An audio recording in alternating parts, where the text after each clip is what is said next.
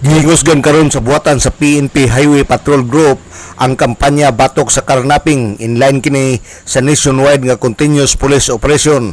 Kagahapon nga adlaw Martes pitsa 26 ning bulan sa Nobyembre 2024 mihimo checkpoint ang PNP Highway Patrol Group sa National Highway sa Barangay Dimuluna ning Dakbayan sa Osamis.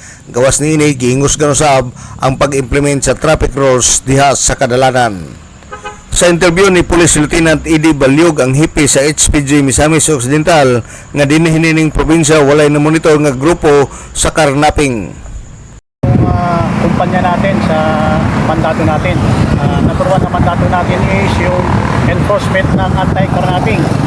Anti-Carnapping Act, yung Republic Act 10883. So yun ang pinapaigtin natin ngayon. Inline doon sa nationwide na continuous police operation ngayon. Yung continuous police operation ngayon, dating term niyan is one time, big time. So ngayon, na-replace na, ginawa ng police continuous operation ngayon. So ngayon, nagkakatak tayo ng tuloy-tuloy na kampanya enforcement ng Republic Act 10883. And then, aside from doon, pinapagting din natin yung enforcement natin sa mga traffic laws. So, yun lang muna sa ngayon. Okay. Sir, by the way, dito sa Misamis Occidental, wala bang kaso mga karnaping na dito sa natin na highway patrol? So far sa mga dito sa Misamis Occidental sa area natin is minimal naman yung